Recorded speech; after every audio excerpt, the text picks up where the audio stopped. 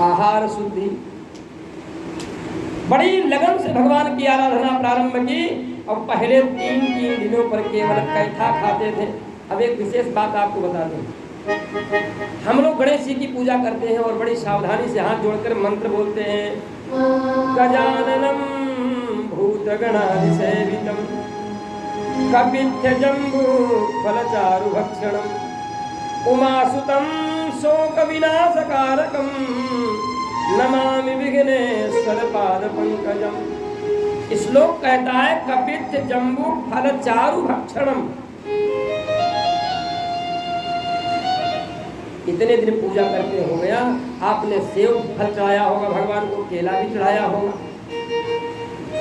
अंगूर भी चढ़ाया होगा, परंतु क्या आपने कभी कैथा और जामुन का भोग गणेश जी को लगाया? नहीं लगाया। क्यों? और यदि नहीं लगाया तो तुम श्लोक को पढ़ रहे हो, पढ़ने का मतलब क्या हुआ भाई? श्लोक कह रहा है कपित्थ जम्बू फल चारु भक्षणम। गणेश जी को कैथा और जामुन का फल अत्यंत प्रिय है। जानते हो ये क्यों? डायबिटीज के पेशेंट जानते हैं कि कैथा खाने से और जामुन खाने से या जामुन की गुठली का पाउडर बना के खाने से डायबिटीज में फायदा होता है। लोग कहते हैं आम खाओ, गुठलियों से तुम्हें क्या लेने देना है? यार भैया, आम की गुठली के अंदर जो होता है ना, वो उसी के पाउडर से तो डायबिटीज कंट्रोल होती है। तो आम भी खा लो और गुठलियों का पाउडर बना करके, जामुन की गुठली, आम की गुठली, करेले का बीज, इन सबको पाउडर बना करके फंकी मारो ना एक, तो डायबिटीज पर भी कंट्रोल करेगी।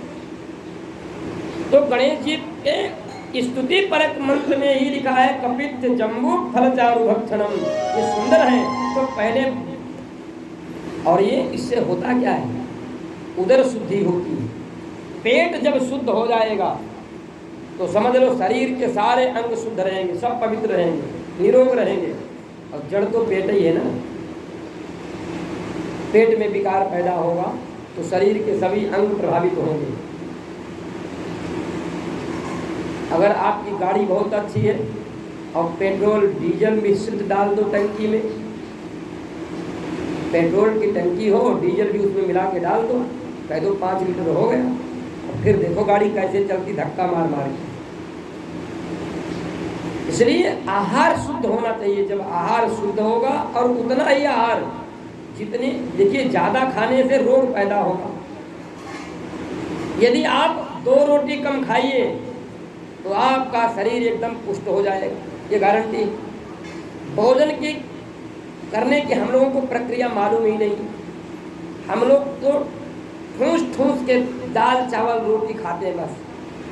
मत खाओ, केवल खीरा ले लो, मूली ले लो, और भी जो आप पदार्थ खाते हो, हरा सलाद खाओ। 60% आप कर लो, केवल 1 महीने 60% अपने भोजन में मूली और केला, गाजर, खीरा, इनका सलाद खाओ, और 40% केवल रोटी और दाल चावल खाओ। 1 महीने के बाद आप देखोगे अपने अंदर एक नवीन स्फूर्ति, चुस्ती फुर्ती शरीर में दिखाई देगी। लेकिन खीरा मूली कभी खाते नहीं हो, रोटी सब्जी दाल दबा दबा के खाते, फिर कहते हो पेट खराब रहता है, अब चूरन लाओ। ध्रुव जी महाराज 5 वर्ष के बालक हैं, और 5 वर्ष के बालक को ये बात मालूम है कि पेट की जब शुद्धि होगी, पवित्रता होगी, तब भजन होगा। तो उसने पहले कैथा खाना शुरू किया 3 दिन पर। 3 दिनों तक कैथा और बेर खाते थे, और उसके बाद में फिर 3 दिन तक कुछ नहीं खाते थे। देखे शरीर में कोई विकार रहेगा। फिर 3 दिन के बाद में जब ये 1 महीना बीत गया इसी क्रम से, तो फिर 6 दिनों पर केवल पत्ते खाने लगे। पहले 3 दिन पर बेर खा के, फिर कैथा खा के महीना बिताया, फिर पत्ते खाने लगे। तीसरा महीना जब आया तो 9 दिनों पर केवल जल पी कर के ही रहने लगे। 3 दिन तक जल पीते थे और फिर 3 दिन के बाद 3 दिन तक कुछ नहीं, 9 दिन बीत गया। इसी क्रम से 3 दिन, फिर 6 दिन, फिर 9 दिन। जब 14 महीना प्रारंभ हुआ तो 12 दिनों पर केवल वायु को पी करके रहे। अब सोचो कि वायु पीकर कैसे रहते। ये शीतकारी प्राणायाम जो होता है, दोनों आप दांतों पर रख के दबा लीजिए, जिह्वा इंद्री को ऊपर मोड़ के लगा लीजिए, उसके बाद में ऐसे सांस को खींचना शुरू कीजिए। इसी का नाम है वायु पीना। और इसको पीजिए, देखिए पेट भी भरेगा, शरीर भी शुद्ध रहेगा। 12 दिन पर 5वां महीना आया तो उन्होंने अपनी प्राण वायु को रोक लिया। अब तो शरीर में कुछ बचा ही नहीं। अब शरीर में क्या बचा? 5वें महीने में प्राणवायु को जब रोक लिया, सारा शरीर रिक्त हो गया।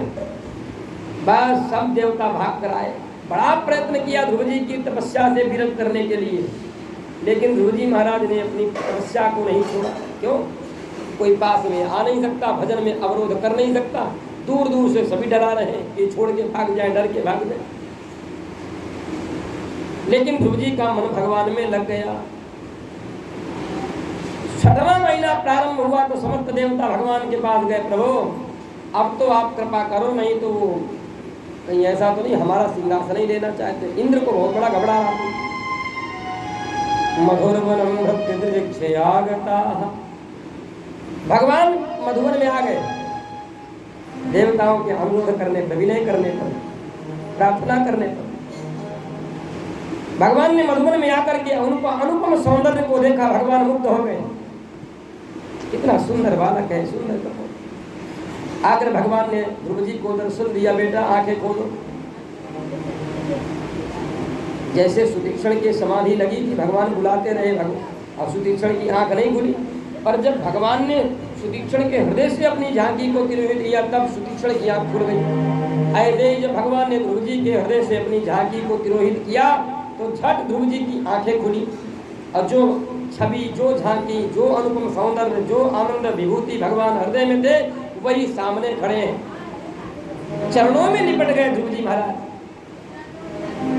स्तुति करना चाहते हैं, पर 5 वर्ष का बालक कितना पढ़ा हो। लोक व्यवहार की पढ़ाई थी, बाकी तो कोई पढ़ाई थी नहीं। जो कथा सुनने को मिल गई बस उतना ही। तब ध्रुव जी महाराज के भाव को देखा। भगवान तो सर्वांतरयामी है ना, सर्वभूत अर्थ। भगवान ने तुरंत अपना शंख ध्रुव जी के कपोल में स्पर्श कराया, क्योंकि कपोले बसते वाणी। जैसे हम लोग प्रातः काल उठते हैं ना, तो कराग्रे वसते लक्ष्मी, कर मध्य सरस्वती, करमूले तो गोविंद, प्रभाते कर दर्शनम। ऐसे ही सरस्वती का वास कपोल में होता है। भगवान ने जैसे ही अपना शंख स्पर्श कराया, ध्रुव जी की चारों वाणी जागृत हो गई। परा, पश्यंती, मध्यमा, वैखरी। अब ध्रुव जी ने हाथ जोड़ा बड़े विनम्र भाव से। 12 श्लोकों में ध्रुव जी ने भगवान का स्तवन किया। योऽन्तः प्रविश्य मम वाचमिमां प्रसुप्तां सञ्जीवयत्यखिल शक्तिधर स्वधाम्ना अन्यास्य हस्तचरण श्रवण त्वगादीन् प्राणान् नमो भगवते पुरुषाय तुभ्यम्। समस्त शक्तियों को धारण करने वाले जिन भगवान ने मेरे अंतःकरण में प्रविष्ट होकर के मेरी प्रसुप्त जो वाणी, वो चारों वाणियों को जिन्होंने जागृत कर दिया, मेरी प्रसुप्त सरस्वती जो है, जो सोई हुई मेरी सरस्वती जी थी, उनको जगा दिया, जिससे मेरी चारों वाणी जागृत हो गई। हे गोविंद, आपके चरण कमलों में मैं वंदन करता हूँ। तो आपने हमारी जड़ इंद्रियों को चेतनता प्रदान कर दी। गोविंद, आपकी कृपा से, अब आपकी माया से मैं पार हो गया, क्योंकि भगवान की कृपा के बिना भगवान की माया को कोई पार नहीं पा सकता। जो मनुष्य विषयों के लिए आपकी आराधना करते हैं वही तो बुद्धिहीन है। अरे आपको पाने के बाद फिर बाकी ही क्या रहा? क्या बाकी रहेगा? गोविंद, आपकी कृपा से अब मुझे सब कुछ प्राप्त हो गया, लेकिन मन में एक अभिलाषा वही है कि माता जी ने कहा था, परम पिता की गोद में बैठने के बाद फिर कहीं किसी की गोद बाकी ही नहीं रहती। त्वया निर्वृतिस्तनुभृतां तव पादपद्म ध्यानात् भवज्जनकथा श्रवणेन वा स्यात् सा ब्रह्मणिस्वमहिमान्यभिनाथमाभूत् किं बंसका सुलुलिता पततां विमाना। जैसे ध्रुव जी ने ये बोला वैसे ही भगवान समझ गए कि ये अपनी मैया वाली बात को कहना चाहते हैं। तो झट भगवान ने अपने 2 हाथों से ध्रुव जी को उठाया, चतुर्भुज रूप में भगवान वहां पर विराजमान है और अपने गोद में बिठा लिया। अब ध्रुव जी को ब्रह्मानंद की प्राप्ति हुई। आनंद तो मिलता है और ब्रह्मानंद भगवत कृपा से ही मिलता है और इसका कोई दूसरा रूप भी नहीं है। आनंद सदा एक रस रहता है, उसका कोई पर्यायवाची भी नहीं। तुम आनंद कहो, परमानंद कह लो, ब्रह्मानंद कह लो, कुछ भी कहो, पर है वो आनंद ही है, वो बदला नहीं जा सकता। मुझे आपके भक्तों की कृपा प्रसाद से हमें जो कथा श्रवण करने का अवसर प्राप्त हुआ, आपके नित्य शुद्ध मुक्त स्वरूप का जो मुझे बोध प्राप्त हुआ, संपूर्ण शक्तियां आप में निवास करती हैं। हे गोविंद, आपका बोध मुझे प्राप्त हो गया, अब क्या प्राप्त होने की इच्छा। मैं आपको बारंबार प्रणाम करता हूं। भगवान ने ध्रुव जी को आशीर्वाद दिया और ये सारा वृत्तांत उत्तान पाद के जो गुप्तचर थे वो देख रहे थे। जाकर झट उन्होंने बताया, राजन, आपके पुत्र को तो भगवत प्राप्ति हो गई, लेकिन उन गुप्तचरों को भगवान का दर्शन नहीं हुआ। जैसे टीवी वगैरह में हम लोग नहीं देखते हैं, वो दिखाता है कि एक व्यक्ति ऊपर उठ गया है, कुर्सी में बैठा है और कुर्सी जमीन से 2 फीट ऊंची है। अब उसे कुर्सी नहीं दिखाई दे रही, पर आदमी दिखाई रहा है कि वो 2 फीट ऊपर बैठा हुआ। कैसे बैठा? बिना आधार के। गुप्तचर केवल इतना ही देख रहे थे कि ध्रुव जी आराम से लेटे हुए हैं, पर वो कहाँ लेटे हैं, क्या आधार है, ये दिखाई नहीं पड़ रहा।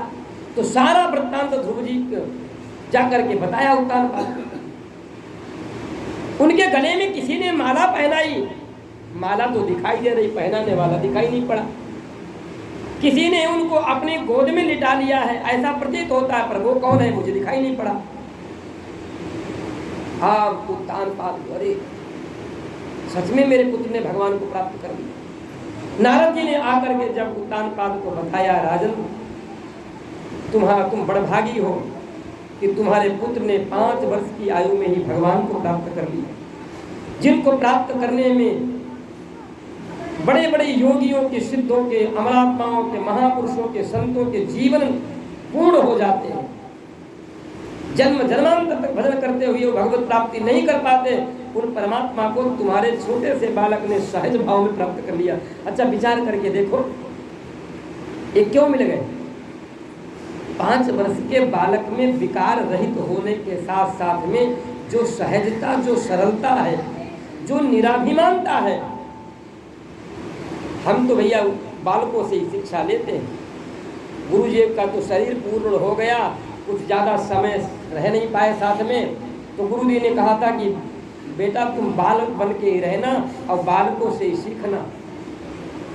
यदि तुम सहजता सीखना चाहते हो, सरलता सीखना चाहते हो, निराभिमानता सीखना चाहते हो, तो एक बालक से सीखो, जिसको 2 थप्पड़ मार दोगे, रो करके अपनी मैया के पास चला जाएगा और थोड़ी देर बाद में फिर आ जाएगा और पापा पापा कह करके कंठ में लिपट जाएगा।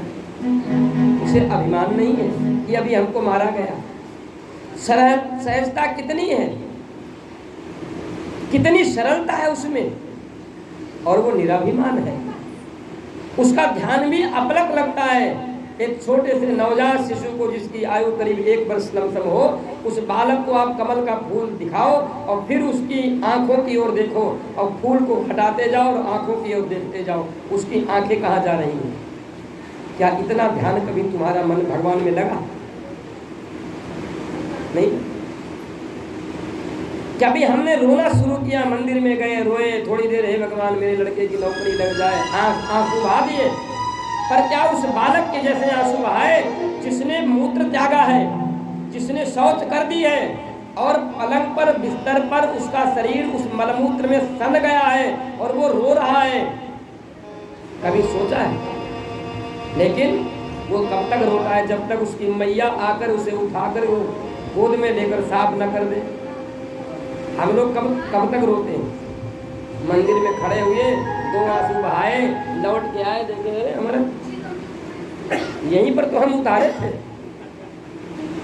कुछ लोगों की तो परिस्थिति ऐसी हो गई। हम तो गुरुजी ने एक बार मथुरा में जब पढ़ते थे तो गुरुजी कहते थे जब मंदिर में जाए, जब किसी संत महात्मा के पास जाए तो नंगे पैरों जाए, सबसे बढ़िया फायदा है।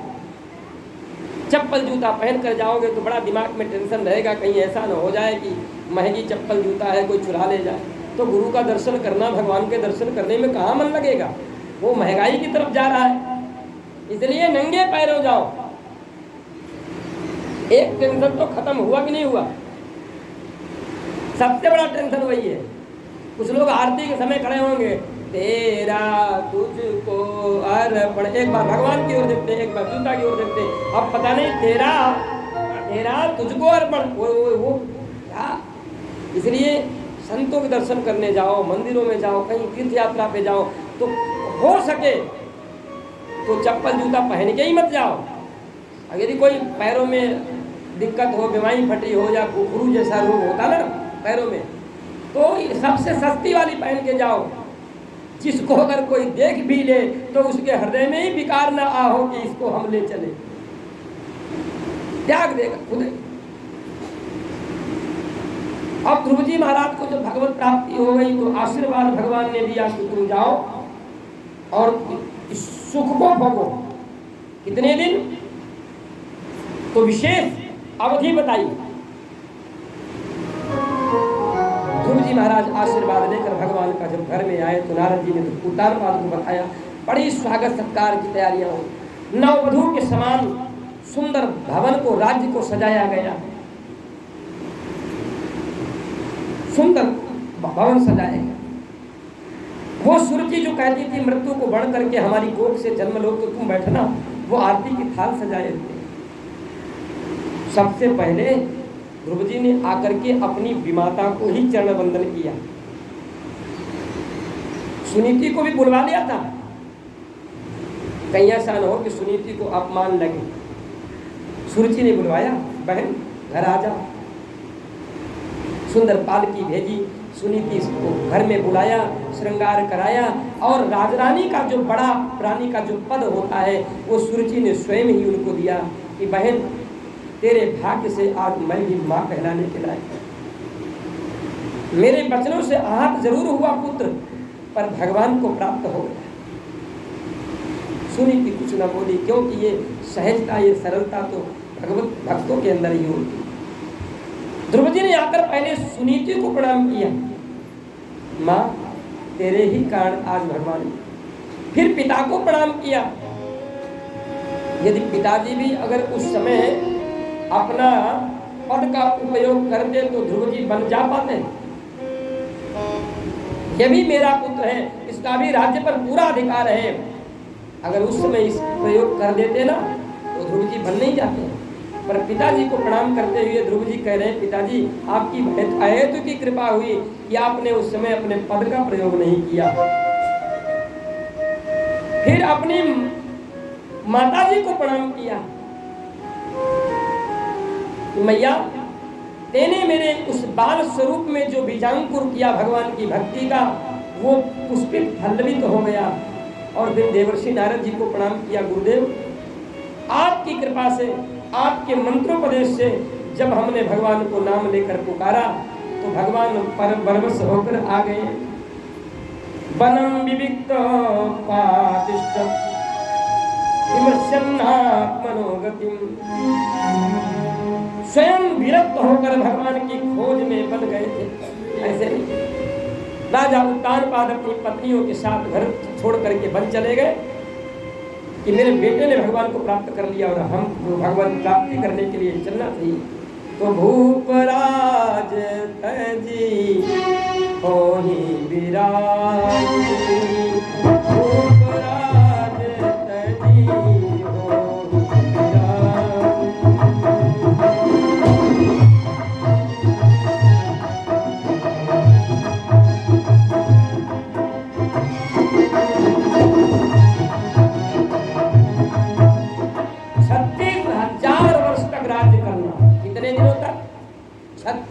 1000 वर्ष तक ध्रुव जी महाराज को आशीर्वाद के फलस्वरूप इस भूमंडल पर राज्य करने का भगवान ने आशीर्वाद दिया।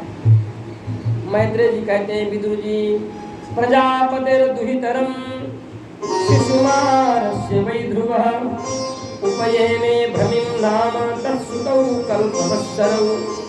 प्रजापति शिशुमार की कन्या भ्रमी के साथ में ध्रुव जी का विवाह हुआ और कल्प और वत्सर नामक 2 पुत्र हुए। इला नाम की दूसरी भार्या जो प्रजापति वायु की पुत्री थी, उससे उत्कल नामक एक पुत्र हुआ और एक कन्या उत्पन्न हुई। ध्रुव जी के भाई जो उत्तम थे वो बेचारे विवाह ही नहीं हो पाया। जिस संपत्ति के प्रलोभन के कारण सुरुचि ने ध्रुव जी को घर से निकलवाया, ये घर से निकल जाएंगे तो मेरा ही बेटा निष्कंटक संपूर्ण राज्य का मालिक बनेगा, और वो ध्रुव राज्य के अधिकार को विवाह ही नहीं हुआ। क्यों? मैत्रेय जी कहते हैं, विदुर जी, एक बार उत्तम उत्तर दिशा की ओर गए, अलकापुरी यक्षों का साम्राज्य, और वहां पर युद्ध प्रारंभ हो गया। वहां युद्ध में अलकापुरी के यक्षों ने ध्रुव जी के भाई उत्तम का वध कर दिया। ये बात जब ध्रुव जी को मालूम पड़ी तो अलकापुरी पर चढ़ाई की, भीषण संग्राम हुआ, बहुत से यक्षों का वध किया ध्रुव जी ने। मनु जी ने समझाया, नारद जी ने समझाया, ब्रह्मा जी ने समझाया कि तुम तो भगवान के भक्त हो, आपकी दृष्टि में तो अपराधी कोई हो ही नहीं सकता, फिर आप युद्ध क्यों कर रहे हो? तब ध्रुव जी ने, महाराज ने भक्ति के भाव को समझ करके, और सब भगवान का ही अंश है, ईश्वर अंश जीव अविनाशी, चेतन अमल सहज सुख राशि, जीव दृष्टिया तुदंसो देह दृष्टिया तुदंश कहा। जीव दृष्टि से हम आपका ही स्वरूप है, और देह दृष्टि से भी देखो तब भी तो हम आपका ही अंश है, इसलिए जीव में और ईश्वर में कोई भेद है ही नहीं। तो जब सब एक ही है, जो आप हो वही यक्ष है, तो मृत्यु प्राप्त होने वाला और मारने वाले में भी कोई भेद नहीं, क्योंकि वो भी तो ईश्वर की लीला है। युद्ध विराम हो गया। मनु जी के उपदेश से, नारद जी के उपदेश से, ब्रह्मा जी के उपदेश से जब युद्ध से विरक्ति हुई तो कुबेर जी ने आशीर्वाद दिया। इस प्रकार प्राणियों की हिंसा करना उचित नहीं है। ये जब बात मालूम पड़ गई, तुम भगवान के कृपा पात्र हो, भक्तों के आदरणीय हो। क्यों? संसार में जानते हो सबसे कठिन क्या है? तितिक्षया करुणया मैत्र्या च अखिल जंतुषु समत्वेन च सर्वात्मा भगवान संप्रसीदति। तितिक्षा होना, दया होना, समस्त प्राणियों के प्रति मैत्री भाव होना, और प्राणियों में समदृष्टि रखना कठिन काम है। समदृष्टि रखना कठिन काम है। द्वार पर ब्राह्मण आ गया तो हो सकता हम प्रणाम कर लें, पर क्षत्रिय आ गया तो ये भाव नहीं हो सकता। फिर कहीं वैसे आ गया तो अरे ये तो बनिया है। अगर कोई निम्न वर्ण का कास्ट का आ गया तब तो और उस जो दृष्टि है उसमें विरोध पैदा हो जाएगा। क्या है? जब सभी के प्रति समदृष्टि हो जाए, निज प्रभु में देखूं जगत के ईसन करो विरोध, ये दृष्टि जब पैदा हो जाएगी, लेकिन ये दृष्टि किसको होगी? या तो भगवान का परम भक्त हो जिसकी निर्मल बुद्धि हो, और या फिर गोपियों जैसा गंवार हो, अनपढ़ गंवार जिसको हम जाहिल कहते हैं, उसी की दृष्टि ऐसी हो सकती है, जिसको हम पागल कहते हैं। उद्धव जी परम ज्ञानी शिष्य बृहस्पति साक्षात उद्धव बुद्धि सत्तमा, परम ज्ञानी बृहस्पति शिष्य उद्धव गोपियों को ज्ञान देने के लिए गए, पर वो उन्हीं के भक्त बनकर चले आए। तो या तो गोपियों जैसे गंवार बनो तो समदृष्टि बन सकती है, और या तो इतना ज्ञान के साथ भगवान की भक्ति पुष्ट हो तो समदृष्टि होगी। और प्राणियों के संहार से ऐसा भाव नहीं हो सकता है। तो एक जीव, तब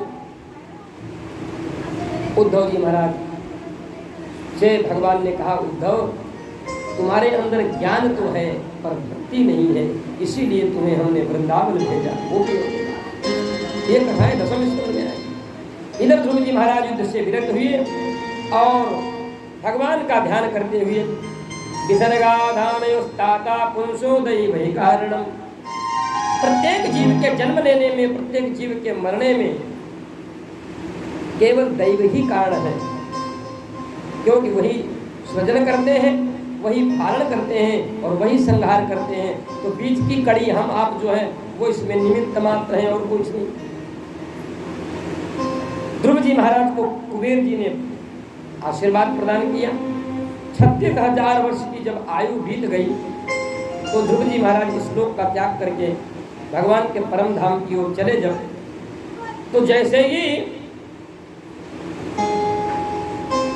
हमारे गुरुदेव कहते थे, जब किसी को व्यक्ति को सुख मिले तो समझ लो वो सबसे बड़े नुकसान में है इस समय,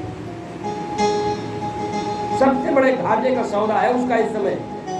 और जब उसके ऊपर आपत्ति विपत्तियां दुख पड़ा हो तो समझ लो उस समय वो सबसे फायदे के सौदे में है। कैसे? जब उसे सुख भोगने को मिलेगा तो उसका पुण्य क्षय हो रहा है,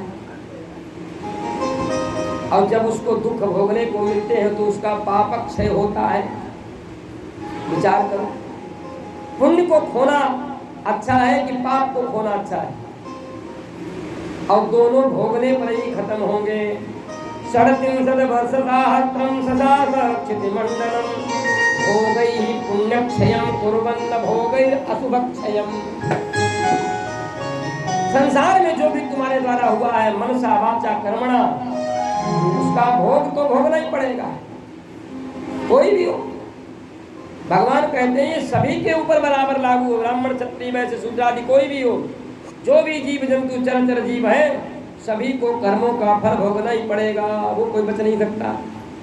तो भोगई पुण्य क्षयम, जब हम उत्तम भोगों को भोगते हैं तो हमारे पुण्यों का क्षय होता है।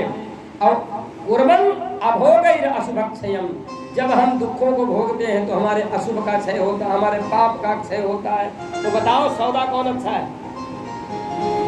जब हमारे ऊपर आपत्तियां विपत्तियां आती हैं तो भगवान को हम याद करते हैं, और जब हम खूब अच्छे अच्छे गाड़ी है, बढ़िया मकान है, खूब पैसा है, भगवान को याद करते हैं। दुख में सुमिरन सब करे, सुख में करे न कोई, और जो सुख में सुमिरन करे तो दुख काहे को होए।